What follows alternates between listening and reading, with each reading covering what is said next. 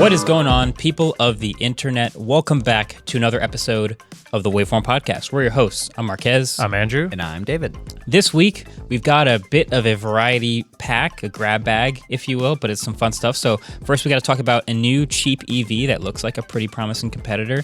Also, a tech company that a lot of us know and love. We're going to say goodbye to.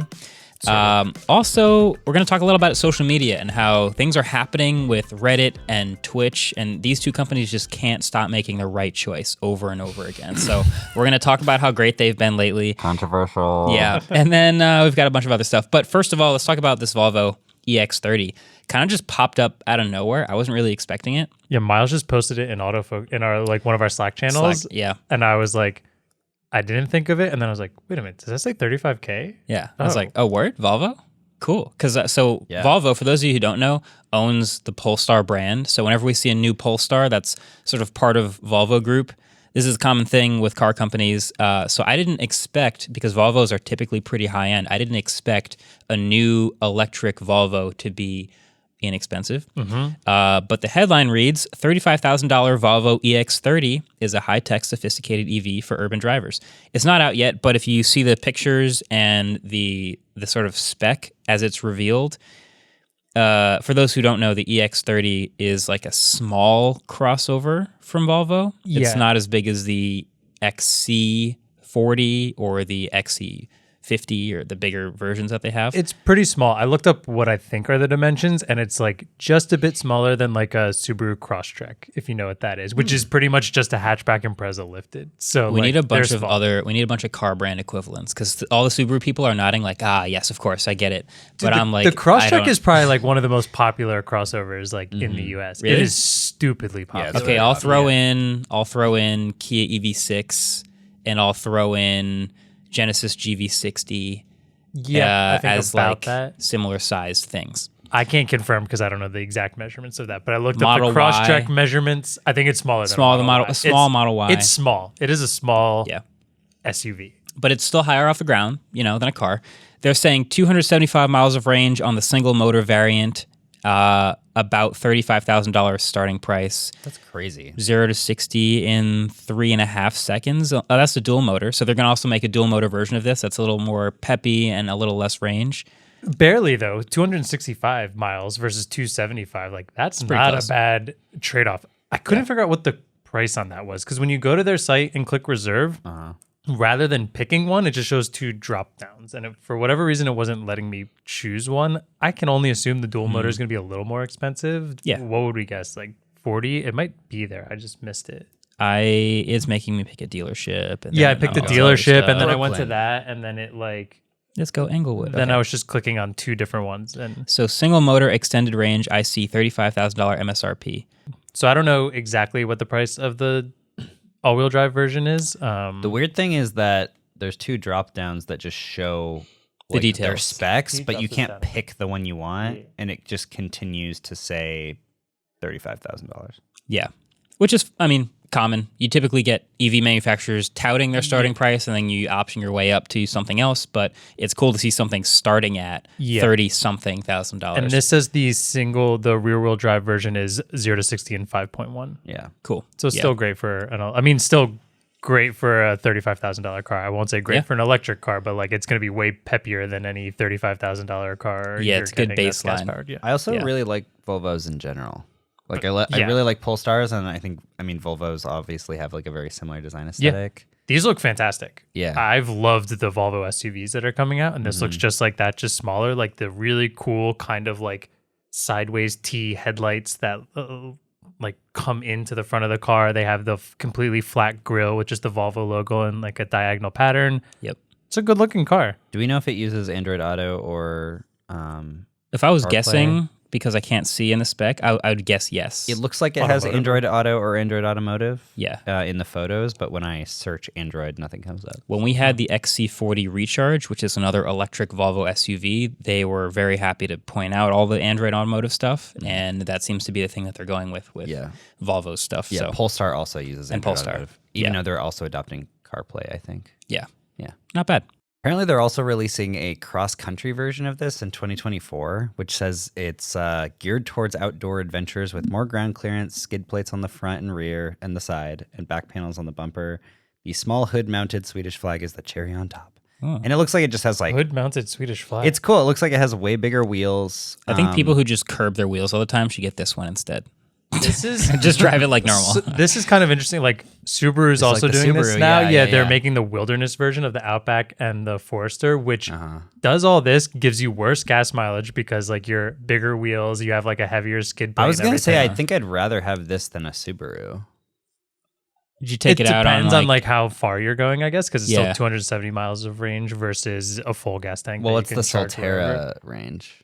Oh, Subaru EV, yeah, 1,000 times over. Yeah, I'm talking about like, but like I see all these people driving the wilderness on the road all the time, and like, trust me, I wanted it. Like every bone in my body was like, that looks sick. Yeah, I like to go outside once in a while, and that would look cool. But like, it's mostly commuting on 78, and then I'm just getting worse gas mileage out of it. That's true. So that's good to know. Good to see. I also have you guys seen the Prius reviews like blowing up? Yeah, we kind of predicted this. I knew it would, dude. Because like I made a review for those who don't know. We were talking about how sick the new Prius kind of looks, and we're like, is it sick? Like, is it actually a kind of a nice car now? And so we got it and we reviewed it, and it is confirmed a pretty fun car. And so I ended up making the video talking about how it's a hybrid, but it's a nice like stopgap in between, because a lot of people, believe it or not, are just not ready for an EV yet. There's a lot of places where the infrastructure doesn't make sense yet. But if you have a short-ish commute, you can use the Prius Prime, which is a plug-in hybrid, as an EV and a backup gas tank. Just has a little backup gas tank. So it's a nice-looking Prius. Backup gas Just a little backup 400 miles of range on gas. But it has solar panels on the roof as an option, which we're gaining in a 8 miles a day. 4 miles a day. 4 miles a day. Adding 4 miles a day to your range, which is... better than trickling away your range. You know, you'll never have a dead battery if you leave it in the sun. That's true. What if you don't drive it for like 3 days? Does that mean you get 12 miles? Yeah. If it's a sunny day and you leave it in a place that gets sun all day. What's the maximum capacity?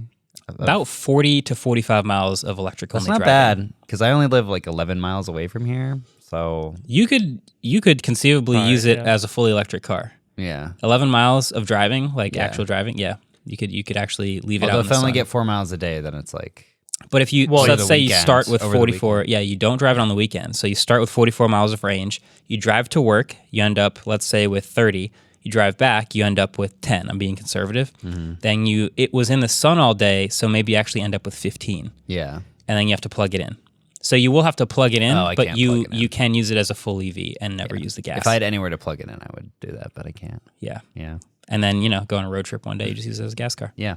I like what Toyota's doing with their Prime, because like the Prime line seems to be just their like better plug-in hybrids, because they have a RAV4 Prime that's similar. It's like about 40 miles of range on a battery that also has gas. So I believe the Prime specifically means plug-in hybrid, and then they have like regular hybrids that are not. Yeah, they have a ton. They have a hybrid of like every single car they make, and then they have the plug-in hybrid of I think only the Prius and the RAV4. Okay. I wanted the RAV4 Prime very badly, but when I was buying my car, the only ones I could find were like $60K, and at that point, that's the price of a full EV. Yeah, that's always the X factor. Is like anytime you talk about the price of a car, you always have to go, but can you get it for that price? Yeah. Is there like a huge dealer markup right now? It's probably not as bad now. I still think the RAV4 Prime is awesome. I wish they would just make an EV of it. Toyota, come on. You're doing great with these things, but like, come on, step it up. EV stuff more.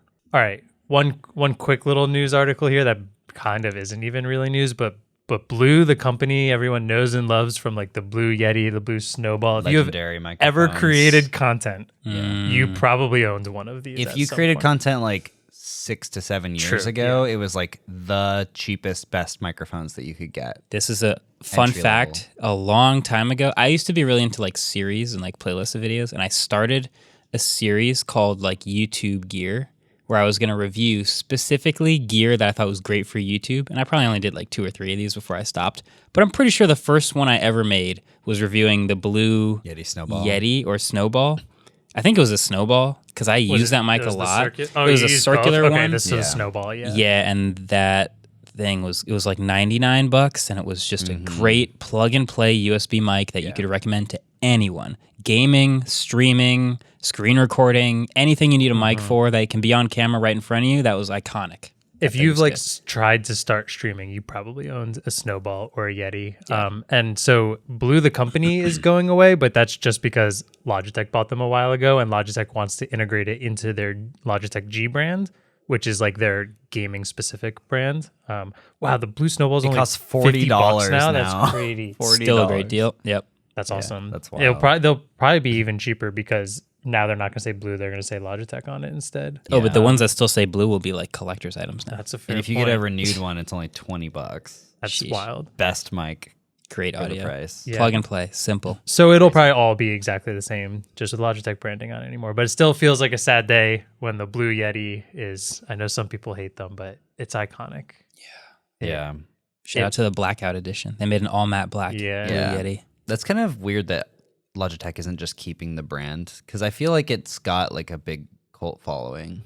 You know? Blue? Yeah, Blue has an interesting set of things. They basically just make microphones. Yeah. And they had these like high-end XLR mics too that I eventually started messing with. It ranges. There's like the $50 Snowball to the like $3,000 like XLR microphone. Yeah. So there was a healthy range of people to like get into mics for the first time and then experiment with like features and high-end audio range stuff. So I thought that brand was pretty strong. I guess, Logitech wants their own brand to be pretty strong. So they'll bleed those into their own products. But yeah, that was interesting. Rip Blue. Rip Blue. Ripperoni. Ripperoni. All right. Can we talk about Twitch controversy, which when I first wrote this down, then they like totally backtracked the day after. So, but I still want to talk about it very quickly. Okay. Yeah. So Twitch, beacon of good ideas, never any. Seems like they can't miss. They can't miss. Has never angered any creators ever. I feel like I have to bring this up because I've talked about like the streaming wars 1,000 times on this podcast, and I'm always trying to like kind of see where it's happening.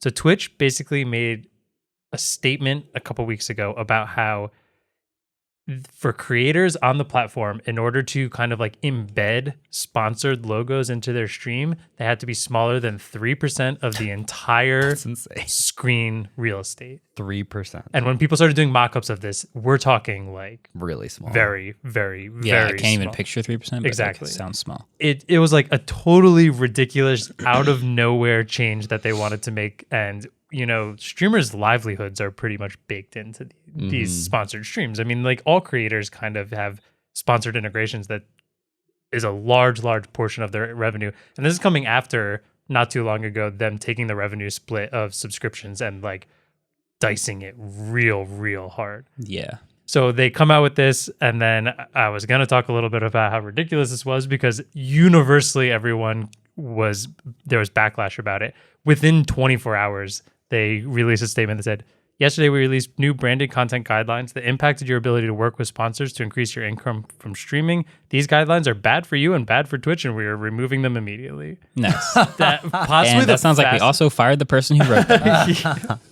Wow. So, like, I mean, that's like insane. the next day. It was literally in the release. It says yesterday we released this, and it was bad for Twitch. That's crazy. Good to know. I feel like this is just another blip in the Twitch radar of like, I've talked a bunch about why I'm surprised YouTube doesn't feel like it's fighting Twitch harder for a live streaming platform. It used to. It felt like it did.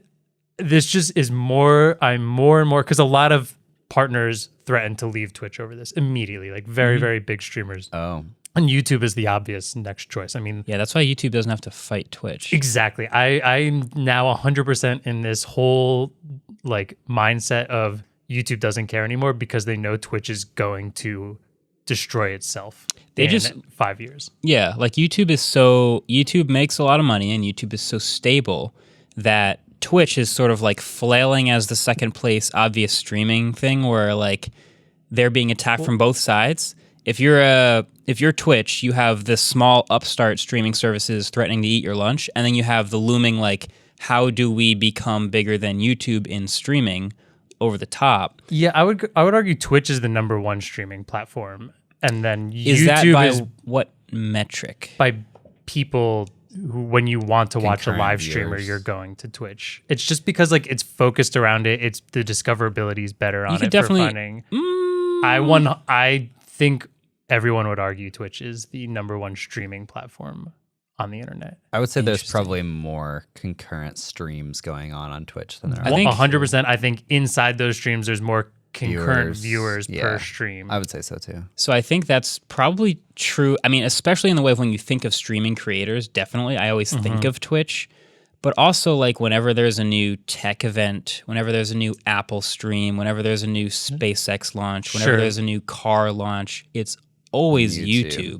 Let's call it then the like creator live stream. For sure. Like Twitch would love all of the live streaming pie, but like that I can't ignore that. Like I watched a SpaceX launch that had like 1 million concurrent viewers or something crazy. Wow. Just weird things happen.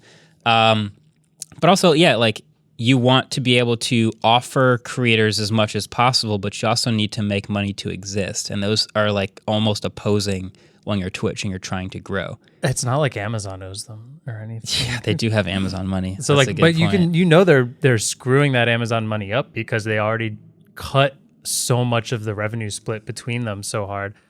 I still potentially, I would like to see the numbers, but like there are those million stream Tesla things, but then there's also XQC and Hassan and stuff on Twitch who have like 200,000 to 400,000 people watching them 8 hours a day, every day, stuff like that. So like, I still think the numbers might be bigger on Twitch, but I don't think YouTube is worried at all because they have numbers like that. And then they also know Twitch is inevitably probably going to screw up. Apparently has 140 million monthly active users.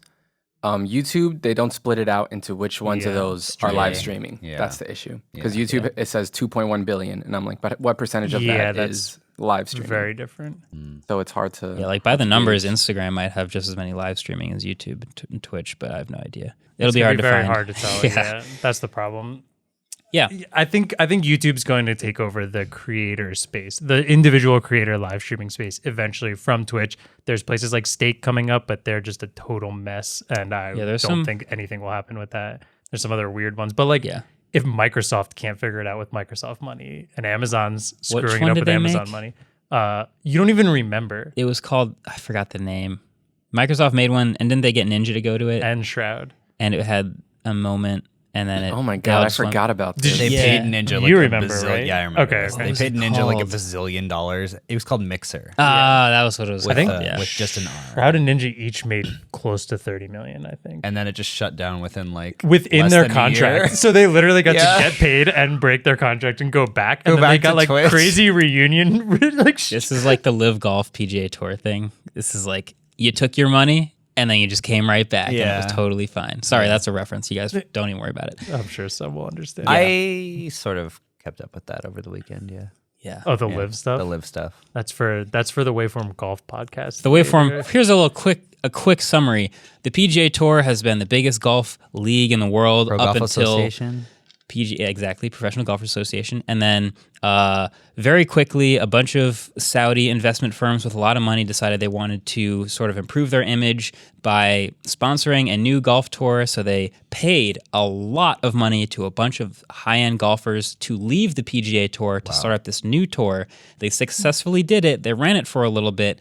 Some of the biggest PGA Tour golfers stood loyal to the PGA Tour and turned down $300, $400, $500, $600, $700 million deals. A year later, out of nowhere, random announcement, we're merging. Okay, but here's the worst part about that is that the CEO of PGA was telling all the players, stand by, like it's bad to like go play for the Saudis. He was shaming them. He was shaming them. He was saying like, you got to stick with us. Like we're like this. We got values. Think of the values. And then he convinced them to not leave. And then he just sold the company. And now the values aren't so important. And was like negotiating behind their backs. Like how messed up is that? How backstabbed would you feel if you turned down? Dude, if you turned down like $700 million and then you had no option anyway, and it was like, now we're the same company. And now all the dudes who did take the $200-300 million are coming back like, hey, what's up, guys? Yeah, how's it going? Want to play some golf this weekend? While we're talking about random sports, Messi coming to MLS, baby. What happened? All I see is like he went to Miami. Yeah, he's going to Inter Miami. And the only quote that I saw was like, I saw that my teammates would have to take a pay cut to pay me $1 billion, and I didn't like that. So basically, but It's more so that Apple's giving him a cut of their streaming revenue, basically. Ooh. Supposedly, we don't know. Back to tech. I don't think we know for real. Apple's got that kind of money. They have a. It's not like I think it was revenue $2 trillion. Yeah, they did a $2 billion deal with Apple TV and the MLS to do MLS Season Pass, and then they signed Messi. Wow. Which is like a big MLS. Reason to watch the MLS. So numbers going through the roof. Yeah, now. you all make fun of me for Taylor Swift resale tickets. The tickets going for any game Messi's going to play in is like $5,000. I know. I'm trying to get one. So if anyone knows, just saying. Messi, Taylor Swift, fair. I'm going to entertainer. the Messi, finals. Taylor Swift. I'm going to the Dota 2 international finals this year. So nice. How much were those tickets? Did you pay $5,000 for a ticket? No, they're like $7. You just have to be super toxic, and then you get in for free. Yeah. Wow. Okay. Oh, they just invite people for free. No, yeah, that's Twitch, man. Twitch is doing stuff. Can't miss. Rumble. Where do we put them in the tier list? Because I know YouTube is S tier, and people always roast me for saying that. But let's be honest. Okay. I also think the reason people roast you for that is it's like, I didn't say they're flawless. No. And I don't think anyone thinks you said that either. I think it's just like, so the social media tier list is like, am I talking about social media where I post like my personal stuff and follow other personal people, or I'll just specify. Like social media in general? Social media as a creator wanting to make a living. For sure. I think if you say as a creator, it's undisputed. YouTube's S tier. Mm-hmm. It's the highest, no doubt. I don't know, nothing man. below it. TikTok. You don't make money on TikTok. It doesn't matter. Like $35 for a million views. I went to a dinner last night with some people who are all over TikTok, and they just kept repeating this like they were like repeating this catchphrase of this TikToker from like Hong Kong or something. And they were like, "Oh, he's so famous. He's so famous." I'm like, "Okay, but like how is this making him any money whatsoever?" He's probably trying to drive as many people as possible off of TikTok to make money. He's a tailor. A tailor. Yeah, he does like he tailors suits and stuff. That probably makes more money in the videos. Oh, I thought he was a Swiftie. Tailor. That's half of my TikTok. Anyway, if you want to make money on the internet, like doing things on the internet, like there's nothing better than YouTube. Mm-hmm. Facts. Let's take a quick break. We got to talk about another company making lots of great decisions. Be right back. Trivia. Whoa. Oh, of course. We skipped it last week, and now my brain melted out of my ears, and I forgot about trivia. Trivia. Dude. Let's do it. Okay. Yeah. So, update on the score. Marquez has 19. Andrew has 16. David has 20. First question. That's right. I feel like Blue Microphones has been around forever, but obviously that's not true. What year was the company founded? Think on it. I always like these questions because it's always way earlier than I thought. Yeah, but Adam said that's not true. They haven't been around forever, but they've been around for some amount of time. We just don't know that amount. And we'll have to think about that. Wait, so Adam, say that again. You always felt like they had been around forever, but it's not I feel like true. Blue Microphones has been around forever. But obviously that isn't true. Why obviously? Because they were founded at some point. They were founded. They weren't around forever. Yeah. Like literally they were not around like forever. King Arthur in the castle was using his blue snowball for $49. On the first day, 49 shekels, yeah. Adam was near the tree. Exactly. On the they second dug up day, the dinosaurs, and there's like a T-Rex and like a blue Yeti. Hanging from a brontosaurus. Like Adam goes to take the apple, but he accidentally takes it's a the blue snowball. Yeti. It's a snowball hanging. The earth was formed and it spins around its core of molten blue Yeti. Anyway, okay. We're going to think about this. The answers will be at the end, but we'll be right back. The earth core is a snowball.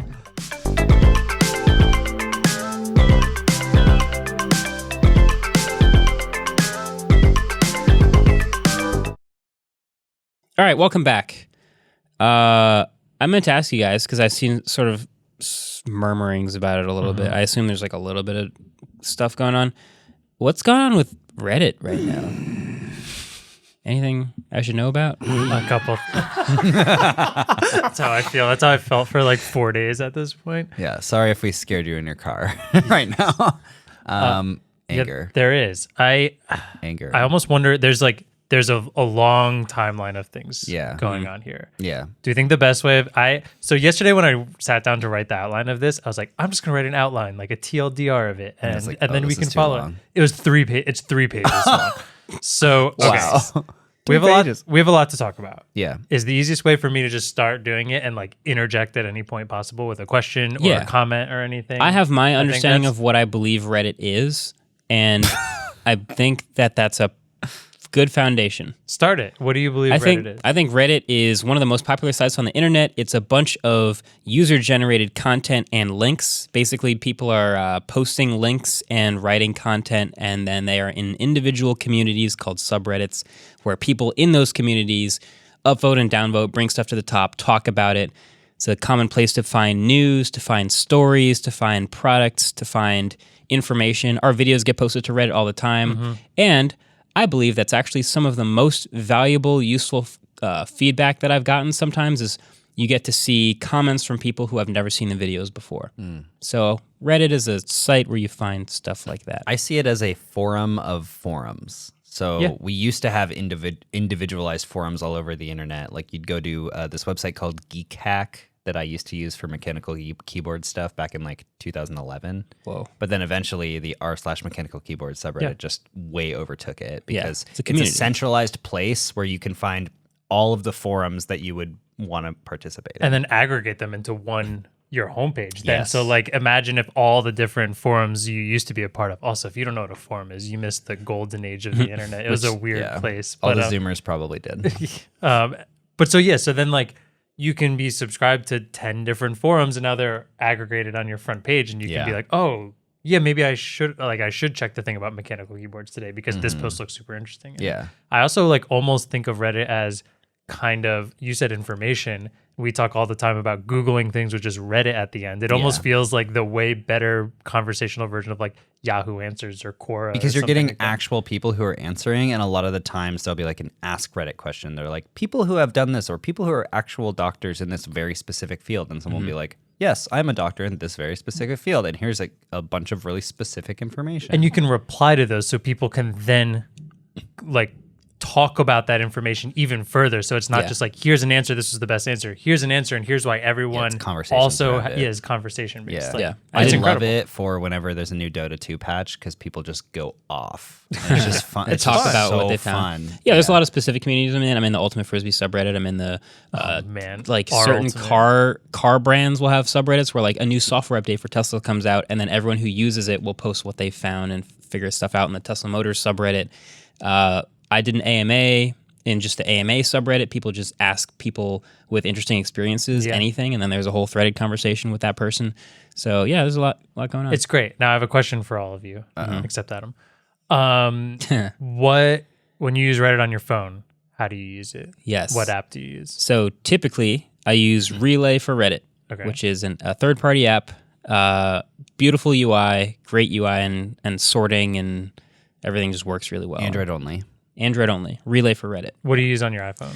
Or do you use it I typically don't open Reddit on my iPhone, but I will either Google something with the word Reddit at the end, or I will stumble across a Reddit link and just open it in Safari, and it's just cool. Yeah, so on the annoying thing about opening a Reddit link though in your browser is that it's like, please use the official app, official app, and you like can't read more comments unless you. I use Relay for Reddit whenever I'm on an Android phone, and I use Apollo for Reddit whenever I'm on an iPhone. Yeah, I use something. It's just called RIF now, which I learned pretty recently. It was called Reddit is Fun, but I think since they were using the term Reddit in there, maybe there were some reasons for there. They did actually make everyone get rid of having Reddit at the beginning. So now it's Apollo Reader, I think, or something like that. Yeah, and Relay was Relay for Reddit. Yeah, Relay for Reddit instead of Reddit Relay or something. Sure. Yeah. Wait, why didn't we let Adam answer? Because he uses the official app and I don't want to listen to it. The official Reddit app, baby. Although, as of like a month ago or a month and a half ago, I started using the Apollo Reddit app. And then all this stuff happened. So, oh, really? Great timing, Adam. Yeah, Something perfect timing. What happened? Okay. Reddit. Yes. Decided to make some changes to their API. They're going to start charging. Man, I'm already lost in my notes here. But anyways, they're going to start charging people for usage of their API because up until now, all of these third-party apps that we've been talking about were using their API for free. And just a little further back there, Reddit didn't used to have their own app. Yeah. I've been using Reddit as Fun for probably 10 years at this point. only a couple years ago was when the official Reddit app became an official app. They bought Alien Blue. Yeah, and they bought a third-party app. Which is a third-party app on iOS. Oh, wow. They bought it, and they turned it into the official app, changed the color scheme, and made it available on Android. Really quickly, for people that don't know, can you explain what an API is? It's an application programming interface. It's basically a way for that website to access all that website's information. Yeah, and so like It's like a plugin that you use. Basically, in all of our apps, every single thing that you do uses the API to contact Reddit and then send back something. And like that is an upvote is an API call, or like a comment is an API call, posting something is a call, reading your DMs is a call, like at least one call every single time. Anything that you do that officially interfaces with the actual website servers is an API call. Yeah. So like we have third-party apps on Twitter that have a similar thing. We used to. Well, yeah, true. we used to. We don't anymore. We could make parallels with this. Oh, but There are a lot of parallels Oh, with okay. this, actually. Okay, Marquez? Got it. Yeah, you would you would like or retweet something, and that's an API call, and you had a limited number of those. Okay, cool. Yeah. So I'm gonna go through. I just wanted to like point that out there that like Reddit is insanely popular. Reddit, obviously, because mobile phones have become so popular, we use the internet on mobile so much. Like you have to give part credit to these third-party apps in helping make Reddit so popular because they literally didn't have one. Like people had to make them in order to have a good experience on mobile. Yeah, they didn't have an Reddit. official app until a couple years ago. Yeah, it was like very Like, recently. it was all third-party apps. They for just had very a long mobile time. website, I guess. And it was garbage. Yeah. Yeah. It's the website's not the. I love how simple the website is, and I still use old.reddit.com. Yeah. and everybody should. Yeah. But like that very in a web forum page is looking. it's just white with text across it. Yeah, it's good. It's the wrong one to use. The right one to use. I was literally going to throw you out of this room in a minute.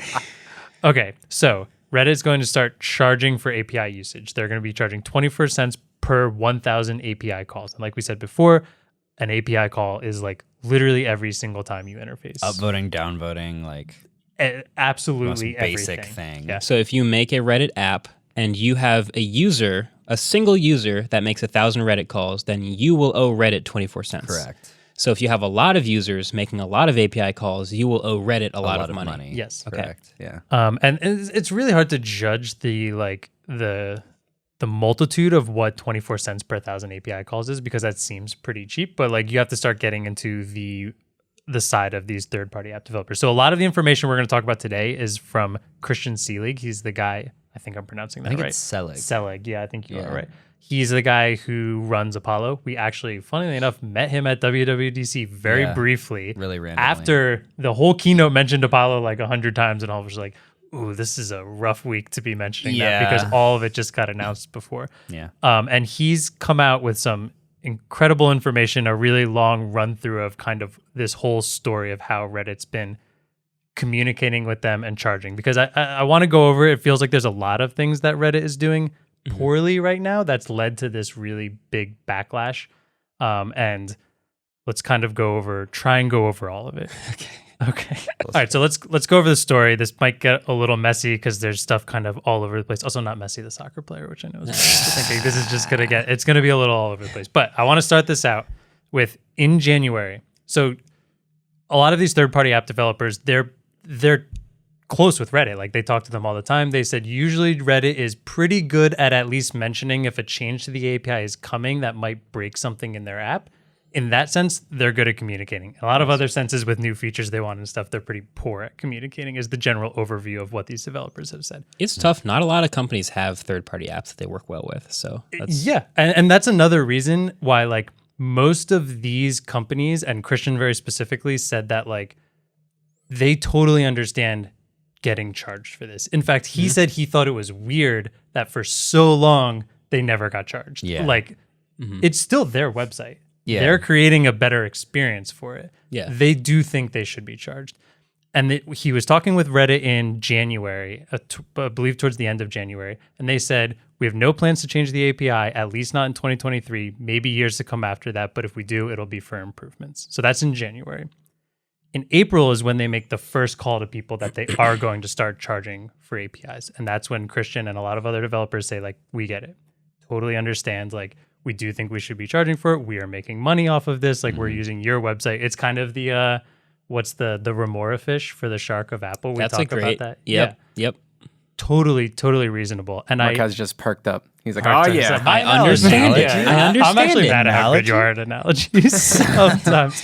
And then, correct me if I'm wrong, but they basically use Twitter as an example of like, we will be charging, but don't worry. We know there's a ton of backlash with Twitter and how much they're charging people. Like, we don't expecting it to be that. They said it'll be based in reality. Yeah, so I might be wrong about this Twitter thing, but what I understand is that Twitter also has an API that you can use. It's just that they make the API call costs so ridiculously high that it's sort of like, yeah, we totally have an API that you can use, but like no one could possibly ever afford it. Also, and that's part of the reason why all the third-party Twitter apps had to shut down. I thought they just banned third-party apps.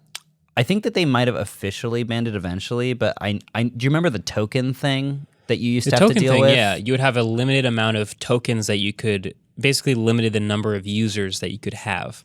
So if you had a third-party Twitter app with 1 million users, it was capped, and then once you reach that number of users, a new person would try to sign up and sign in through the app, and it wouldn't work. And they'd have to start a new listing on the Play Store for a new version of the app. Yeah. So I was using this old one, Flamingo, because I got a token and I was in, and they ran out and they just didn't refresh, and it was an old app no one could use unless they had it a long time ago. Yeah.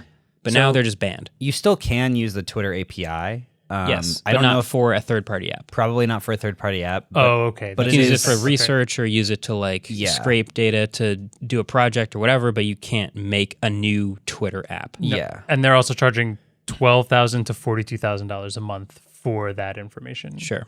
And like lots of them just outright ban YouTube bans third. You can't make another YouTube app, another third-party app for YouTube or Instagram or anything. But YouTube and Twitter also had apps when they made their own apps. They didn't like fully rely on other apps to be made to like help make them as popular as they are today. Yeah. Okay. So after they said they would not, they announced the API change. They said it will be pricing based in reality, unlike things like Twitter. Unlike Twitter, yeah. And then also didn't give them a price at that point. So this is in April. Yeah. They said we'll get back to you in 2 to 4 weeks with the price. 6 weeks later, that's when they come out with the 24 cents per 1,000 API calls. And then that's when all of the developers started getting together being like, this seems absurd. Yeah. Christian did the quick math. It would cost him over $20 million a year based on what they're claiming. Based on how many people are using the app. Yeah. He gets about 7 billion API calls a month. So it's over $2 million a month. Okay. Yeah. And then a month. A month. Oh. 2 million a month. Okay. Over 20 million a year. Got it. Yeah. That's ridiculous. Wow. And these changes will be starting. The billing cycle will start on July 1st. We are 30 days. Yeah, and the actual bill will come August 1st. So it's not like the bill comes right then, but that's still a very, very, very short amount of time. Just for example, I know you remember this. Remember when Apple bought Dark Sky? I don't know what you're talking about. About what? Dark Sky. Oh, Dark Sky? Yeah. So when they did that and a lot of people were using Dark Sky's API, Apple gave them 18 months to find a solution. And after that 18 months, they decided to give them another year. Yeah. So that's how long Apple gave Dark Sky API users to change this. Reddit is giving these people about 30 days. 30 days. Which is... for like every third-party Reddit app.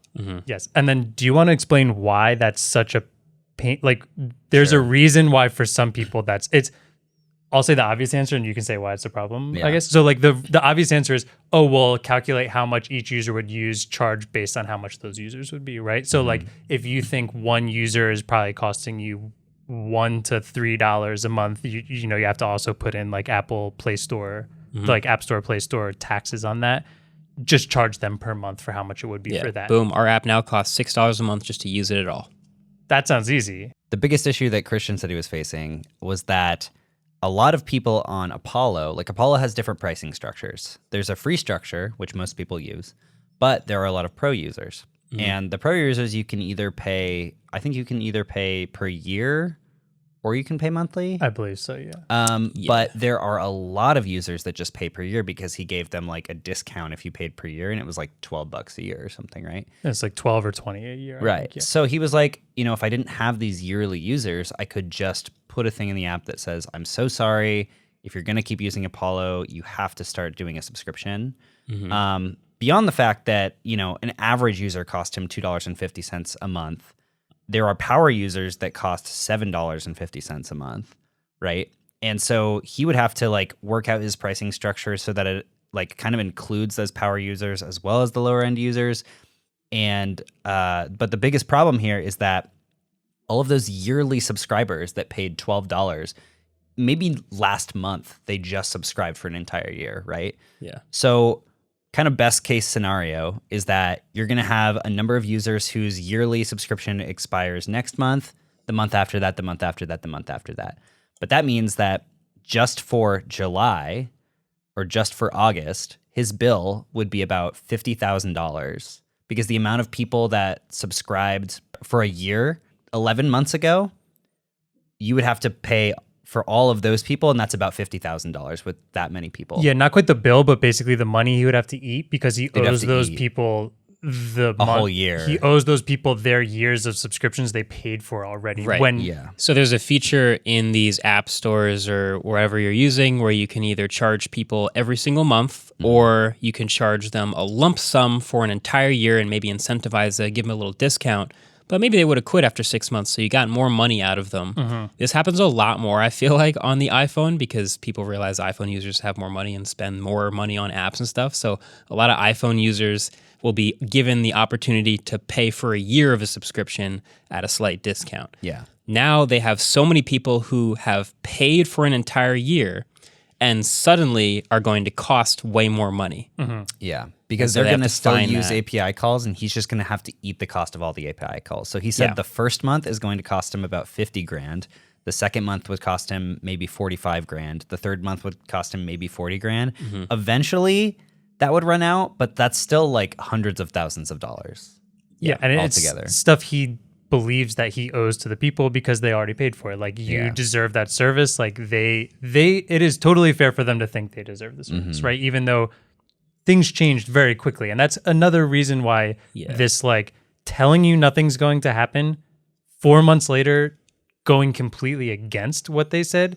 And then also 6 weeks after that, charging a price that is completely bonkers. I don't have the exact numbers on here, but I think one thing that was really interesting he mentioned was Reddit has a limit of API calls a user is allowed to make per day, and it was something I don't remember the exact number. It was in the thousands, and his average user is making around 300, and they called that inefficient. And he was like, "This is a weird thing where if you told me I could borrow your Model S, right? You said I'm going away for the day. You can use it. Just don't drive over 100 miles.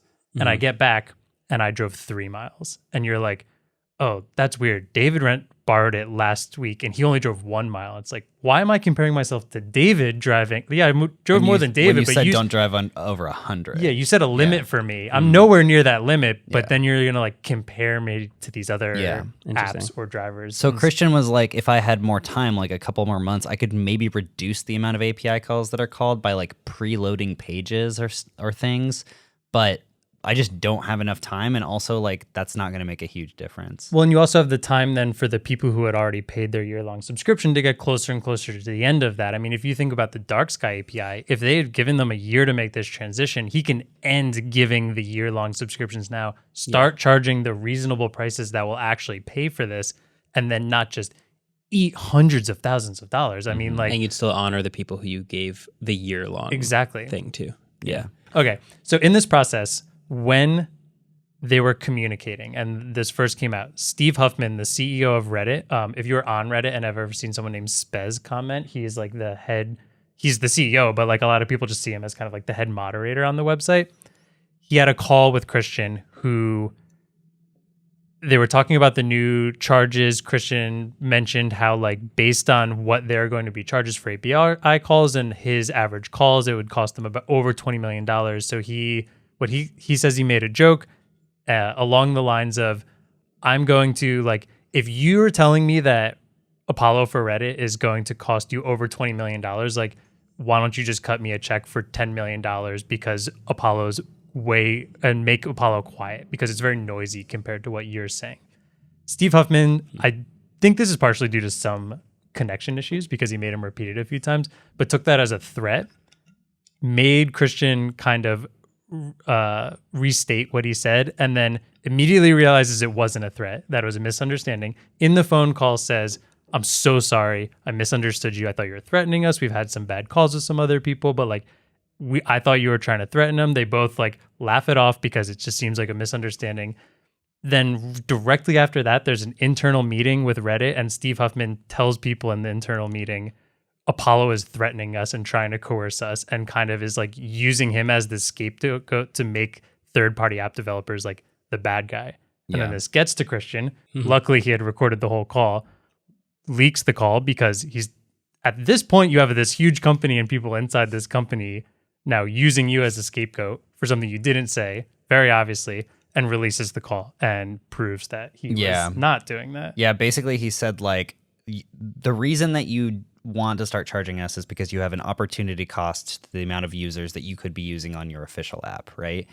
And say that opportunity cost is 20 million a year. If you cut, because it costs me about 20 million a year based on your current API cost. So that means the cost of Apollo to you, the opportunity cost of us existing to you is 20 million a year. So if you just cut me a check right now for 10 million, I will shut the app down. Like it sucks because I love running this community. I love having this app. I love interacting with the people who use it.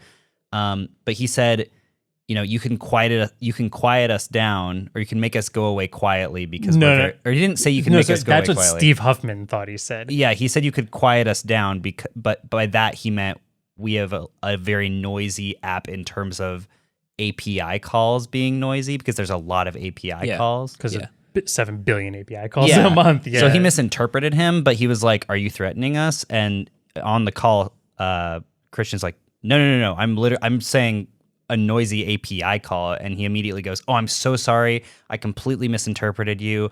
I thought that was a threat." And he's like, "Definitely not a threat at all, and I'm so sorry that you interpreted it that way. It seemed fine."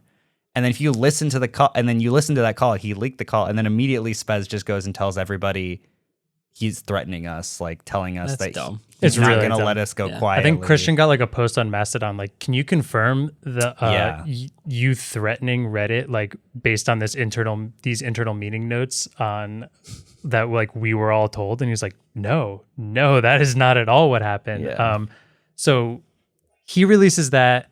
We actually met him at WWDC, like I mentioned. That was on a Tuesday, and he still felt semi-hopeful, I think. And then by that Thursday, so this is almost a week ago, Apollo, Reddit is fun, and Sync, which I've not used, but apparently is very popular, all said they're shutting down on June 30th. Apparently, it seems like this pricing, not just that, the pricing and the back pay they would have to make because of all the people with year-long subscriptions or like longer subscriptions, stuff like that, is just too much for them to be able to handle. Because these are is Apollo only 2 people running it? It's just 2 people. It's Christian, and he hires an independent web developer, and that's it. Well, he has like a guy running the server engineer. Yeah. So it's not a lot of people. And that happens. If you are on Reddit, you probably have recognized the last couple of days about 7,000 different subreddits have gone dark in protest.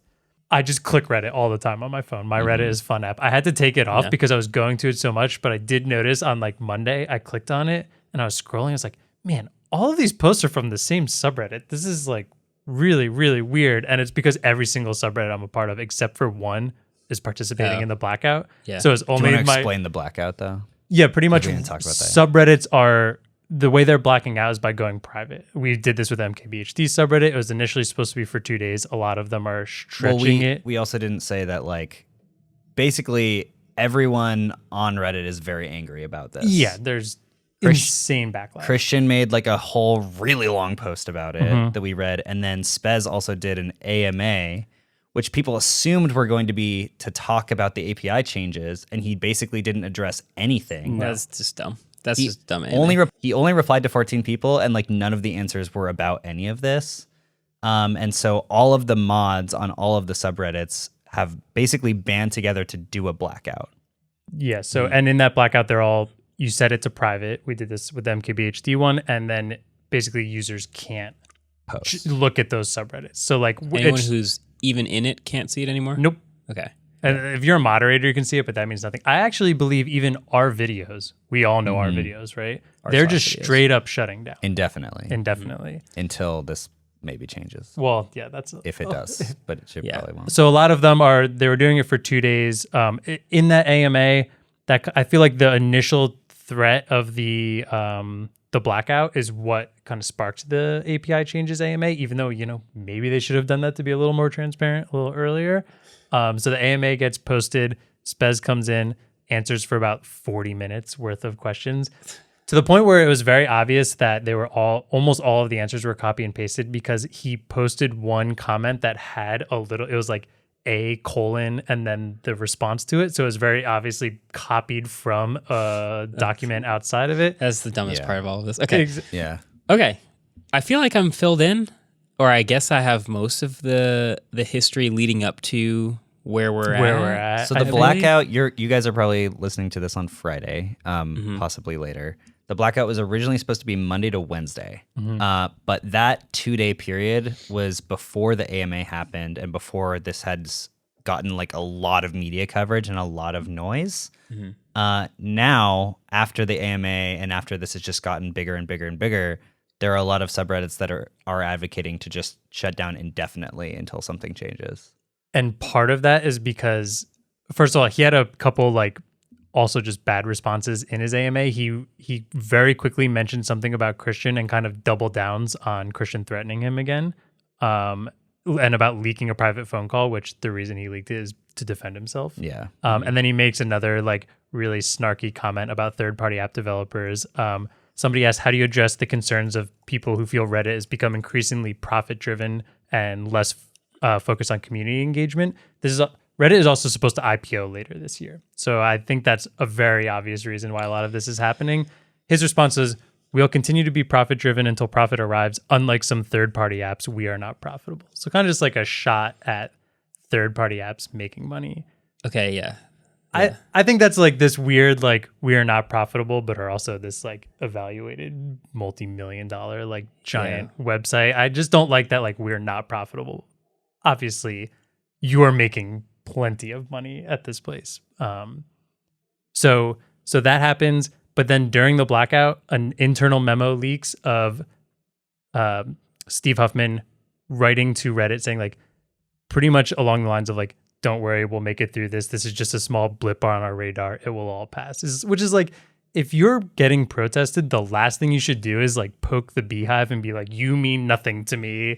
So now all the subreddits are basically, not all of them, but a lot of these ones that are participating in the blackout are spanning it to indefinitely. Yeah. And trying to make this last a little longer. So things could possibly change by the time you hear this, but I mean, a big possibility is that Reddit will just go full overt control and just take over the most popular subreddits and kick out the current community moderators and just unlock them again and just install their own moderators because they can. Because they own it. At the end of the day, he's not wrong that he says this will probably this will blow over most likely, but it's just when you had these third-party apps that helped you grow as a company this massively because you just didn't have an app on mobile, which mobile is the most trafficked, form of accessing the website.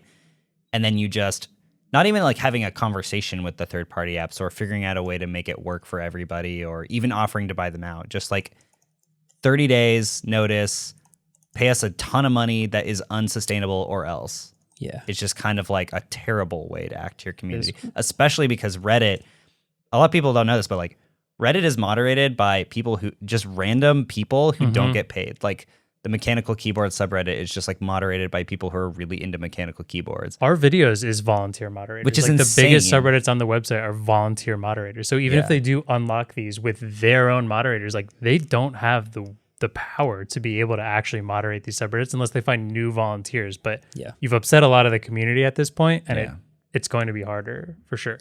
I'm sorry, you tried to talk 8 different times, and David and I have kind of been on the train. So I think I'm getting Twitch vibes from Reddit, which is funny. So Reddit is weird, and I'll now that I have all this information, I feel like I'm kind of digesting that. it's obviously a scummy move to like just sort of boot all third-party apps because you're not making any money from them and they're making money from you. So that's sort of like the high-level version of why they don't want them to exist anymore. But also, Reddit has always been interesting to me because so many of the communities on Reddit are super vibrant and active, but sometimes it's easy to think that that is all of the people in the community that cares about the thing, when it's a surprisingly small fraction. Mm-hmm. So I'll try to give an example of like, I could use Sony phones. I could use any, like our Android even. We'll just go like, all right, this random LG phone came out and we all as a community love this phone. And so we're all going to talk about how much we love this phone, but we are a tiny fraction of like the total market, the world, and we have a hard time seeing that not everyone feels the same way, even though this community is very much vibrant about this one thing. I have a good example real quick to help you prove that point. Is there was a video once, I remember, it was the top of our Android, and it was the top of our Android like ever at that point, like one of the highest upvoted our Android posts ever. We looked at the traffic coming from Reddit who watched that video, and is less than 1% of the total views on that video. Yeah. So yes, I totally agree that this is not indicative of all the people in that community and how they think, but it still is a very good aggregator of places, of people who like to have a little more conversation than a YouTube comment. It's a good window into the 10% of the most interested people in any topic. Yeah. Which is what makes it so cool. Yeah. That's why Reddit is dope. Yeah. But also, 90% of Reddit users are normal people just lurking around. Not doing too many API calls, not leaving any comments. They still are. Maybe upvoting a few things. Every time you click comments, every time you click a link, every time you click into a subreddit, that still is quite a few API But I would calls. imagine the bell curve of what it looks like to be a Reddit user is a lot of people not making many at all, and then a really, really big curve towards the power user end where there's people who are using Reddit the most and have a bunch of communities to subscribe to and commenting and upvoting and doing a whole bunch more activities. And so I wonder, I mean, I'm pretty sure Reddit sees third-party apps as like a tiny blip that they just, we'll get rid of those things. And I just looked it up actually just to see. The Reddit official app has 100 million downloads on the Play Store. The Relay app has 1 million. I looked up some other third-party apps. They had far, far fewer. So it's like, let's see, Sync for Reddit, 100,000 downloads. Boost for Reddit, 1 million downloads. So Reddit, trying to be this giant site, which is one of the biggest sites on the internet and represents like normies, is in this like internal fight with itself, because what makes it special is the people who care the most and engage the most. But what makes them big is all those other people. But you know what's interesting is social media overall has this thing called the 99-1 rule, where 90% of the people are lurkers, 9% participate a little bit, and only 1% like actually make most of the content. And make the wheel spin. Yes. Yeah. Like we are the 1% of YouTube that actually makes content. Right. And if you did some, like imagine YouTube had some stupid decision to like make being a creator awful on the site, mathematically, they're only upsetting 1% of the users. Whatever, screw those 1% of people. But those are the people that but make those the are the people that content. make it what it is. Make it work. Yeah. And so the 99% of the people are like, whatever, I didn't care about the feature anyway. But now all the stuff you love on the site is gone. Is gone. So that's kind of what's happening with Reddit, which is the 1% of people who actually make the subreddits are the work. people you're pissing off. And who make the content and who contribute and who moderate and who do all this work. And we're doing it for free. And even the people who are making third-party apps for better experiences for Reddit, that is a relatively small number of people that they think that they can just discard because it's a small number. It's a high proportion. But now the activity. 99% of people who are using Reddit are logging in and just being like, everything's blacked out. Like I can't, this sucks. So Reddit made that like, we need to make more money decision to like get rid of the third-party apps, but that is the perfect wrong thing to do. Yeah. That's what makes this so thing to do. outsized, especially with something like Reddit. Yeah. Especially with Reddit. And it's crazy. And it also just feels like such poor communication. There's examples of poor communication going on through this also. Apparently, a lot of moderator communities have been asking for specific tools. And I believe a lot of them find a lot of these tools in some of these third-party apps to help better moderate. And again, like, Reddit is a website where you can post pretty much anything. So like moderation is key to not essentially getting totally shut down. And these people are volunteers.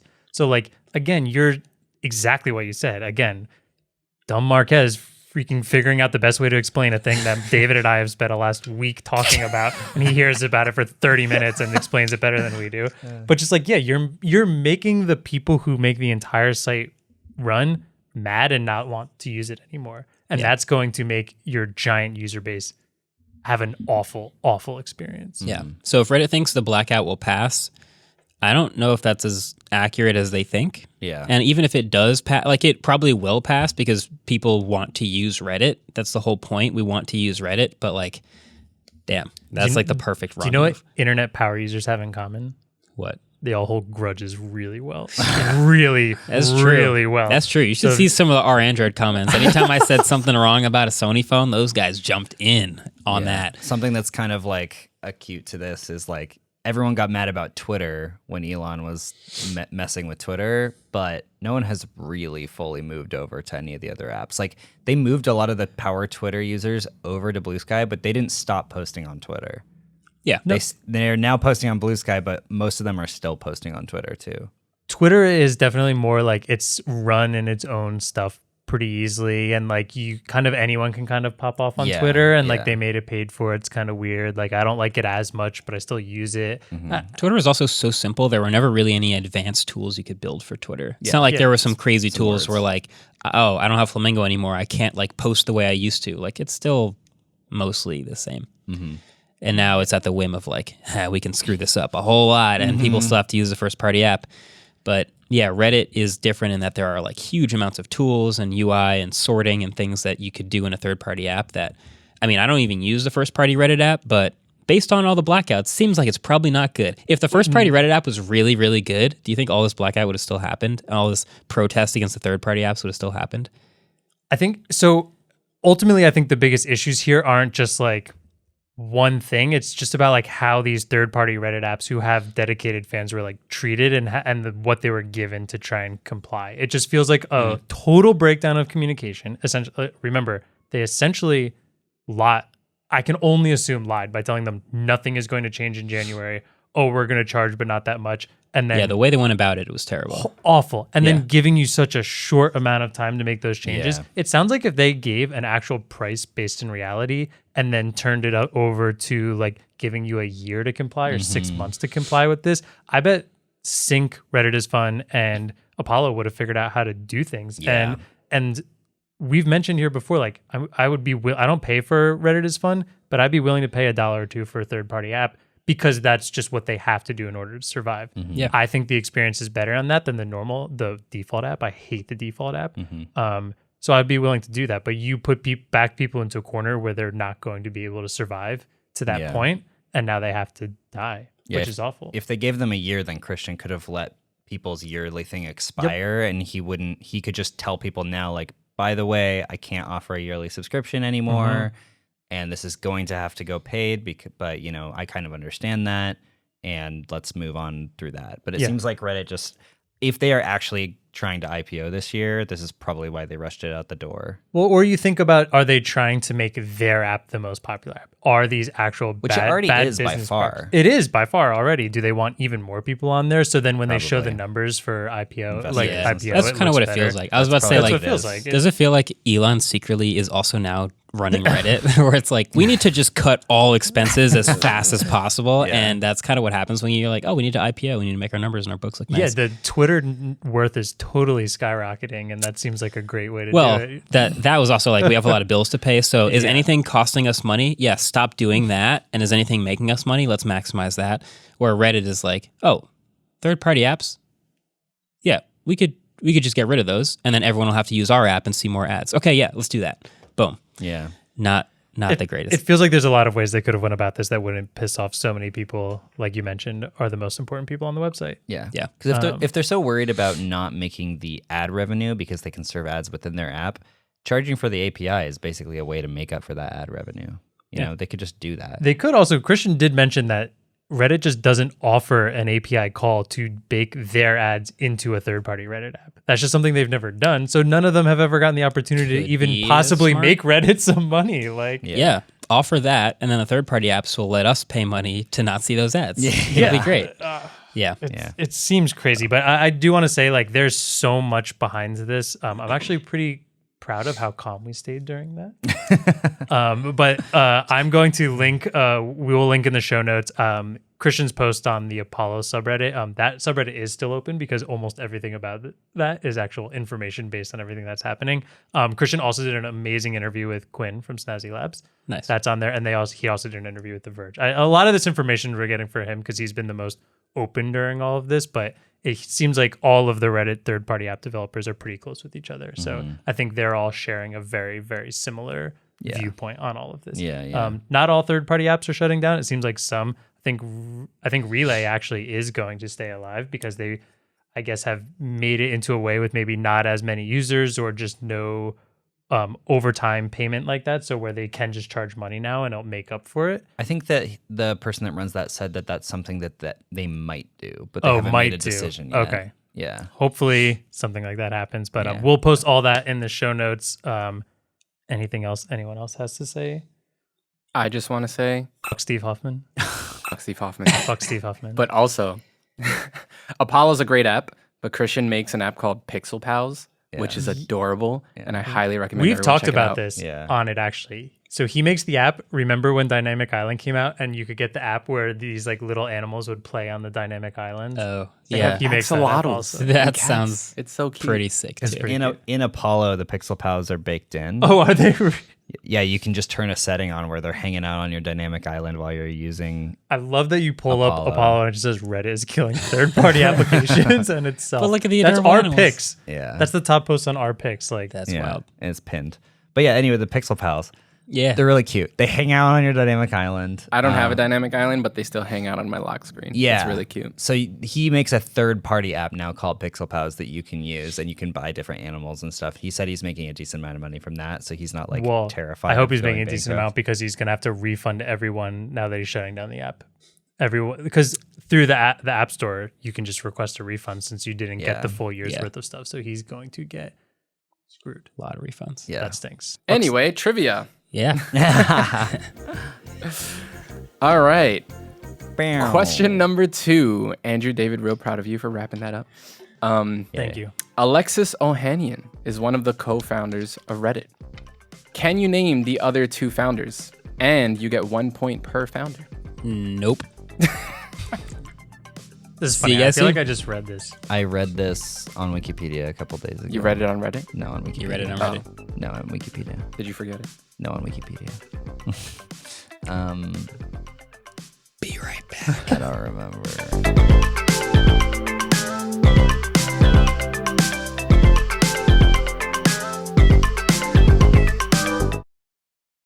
All right, nerds, we're back. So YouTube has changed their eligibility requirements for creators to be able to be partners and make money. They call it lowering the requirements. I have some mixed opinions on this. Interesting. Right into it. Yeah. Most people would probably agree. Let's say the requirements. Yeah, let's say what the old ones were and what the new requirements are. Okay. Yeah. So the old requirements were having 1,000 plus subscribers and either 4,000 watch hours in the past year or 10 million shorts views in the past 90 days, which was tacked on as soon as shorts were made pretty recently. Which makes sense. Yeah. So if you just having both makes it harder to like spam bot your way to making money. So if you just like signed up yesterday and spam botted your way to 1,000 subscribers, you also need to get people to watch your stuff. Yeah. Or if you just bot your way into getting a lot of views, but nobody subscribed, it's obvious you're a bot. So that made sense. I will say 4,000 watch hours is not that hard to do because one watch hour is from one user. So if you get, you make let's super simplify, you make a 10, no, that's not simple. Okay. You make a 15-minute video that gets 4 views. That's 1 watch hour. Yeah. If you get 16,000 views, that's 4,000 watch hours. Yeah. Yeah. So not super hard because that's just like the minimum requirement to become a partner. New requirements. 500 subscribers instead of 1,000. Okay, it's lower. Better, lower. 3 public uploads in the last 90 days, and either 3,000 watch hours in the last year or 3 million shorts views in the last 90 days. That is definitively a lower requirement. Well, it's a lower requirement. Fight. Okay. It's a lower requirement by 1,000 watch hours. It is a lower requirement by 500 subscribers. Half, yeah. However, and for shorts, before you get into that, shorts is like wildly less. 3 million shorts views in the last 90 days versus 10 million. Yeah, that's 70%. Sounds like 10 everything. million? Like what? Yeah, that doesn't seem much more in attainable. reality at all. Okay, my thing, and I think that most people will disagree with me, so I'm willing to be the devil's advocate here. Okay. I already have a neutral view on this. Okay, great. Yeah, we got all 3 going on here. Mm-hmm. So the 3 public uploads in the last 90 days is what I mostly take issue with. Interesting. Because there are multiple YouTubers that I watch that only publish a video like every 2 months. And because their videos are really long, really well researched, that kind of stuff. And they have like Patreons that will like, pay them every month because they're only publishing every 2 months, but their videos are insane. And the Patreon sort of helps like keep them afloat because they're not publishing enough to have that be their main source of revenue. There's huge ones too. Mark Rober, Simone Yetch, Michael Reeves. Yeah. They're like 8 months in between videos. Right. Mark Rober is once a month. Yeah. Oh, is he? Yeah. Okay, sorry. Okay. Then But I'm say wrong he on was slightly less than once a month. Say he missed the mark by like a day. Then he couldn't become a partner and start making money. If he started his channel like this, I know you only have to do it once. Yeah, this is what it comes down to because this is so. I guess the eligibility requirements are really just at the very beginning. Is why it's so. It almost doesn't matter. Like if you are only making 4,000 watch hours and whatever 10 million shorts views, you are either going to make $5 or $6. Like it's. The fact that you were in versus you weren't in means you either make $5 or $0. So yeah, the requirements changed, but like the threshold just moved a little bit in the gray area of $0 or $5. But I think in order to like start building up a channel, you do have to make more than 3 videos in 90 days. I have a question. Yeah. Could you like make that one video that took you 2 months, publish it, and then just publish 2 videos that are 1 minute long being like, hey, I'm just doing this to get my thing to get in the partner program, Yes, and you then can. delete them, and then, okay. Well, in I mean, that you case- can put them up, apply, get accepted, and then delete them, Yeah, okay. Yeah. So, in that case, then yeah, maybe I would do that. Yeah. Maybe I'd do that. I feel like my like in between this is like I totally understand that if you, like Mark has said, you only have to do this once. So if you're at that point where you're like you made a video and it's doing really well, you made a second video and because it's watch hours in the past year. So then you just have to hit this like 90-day streak of 3 public uploads. So like maybe you've hit 500 subscribers and 3,000 watch hours. Like just for 3 months, make some videos that are maybe not to your full magnitude of what a video is. But Andrew, It's to do it one Just time at the and beginning. everybody will and then understand. go back to one every 6 months. Every single person will understand. I'm just trying to help myself cope because it has been You're in the 14 months in the program since I published a already, YouTube though. video. Yeah. I know I am, but still. I do think though it is. I know I wrote that in here. Like, how much money are you really making at 3,000 watch hours? Like, not very much.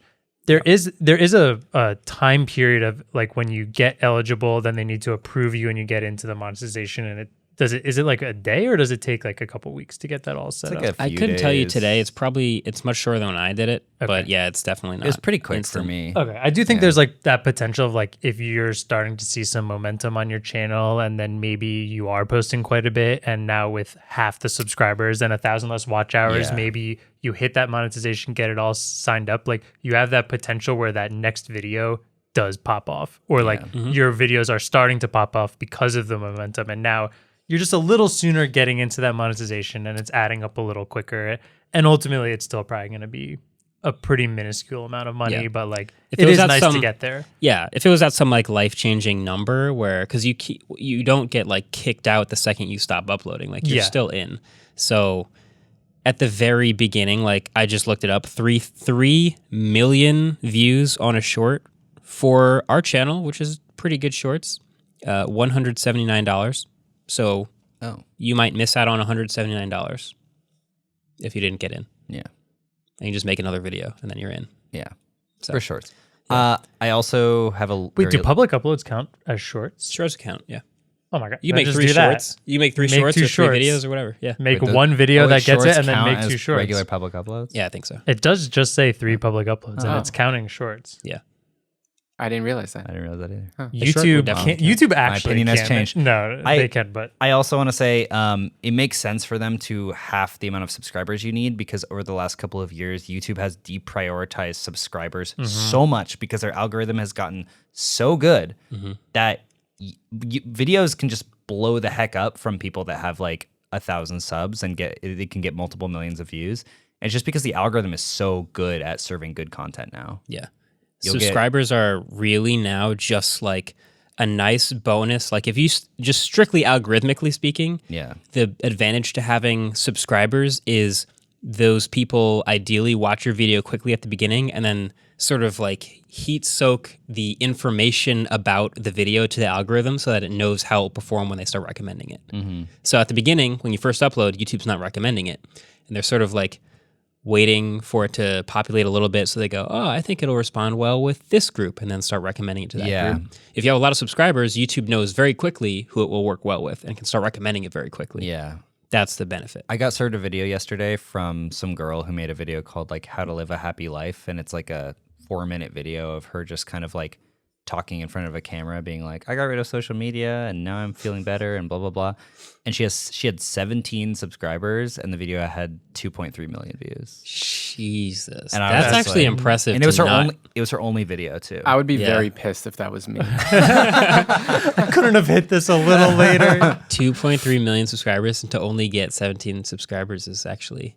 It's very impressive. It's crazy. Wow. But it was her only video too, so it's possible that people were just like, there's no history. It hit, man. If I saw a channel that had its first upload got 2 million views, I would be like, I need to subscribe to see what this person does next. Like Strange Parts. That's what happened to him. Yeah. His first video got like 10 million views. The building an iPhone in China from spare parts. It got so many views, and it was like his first upload.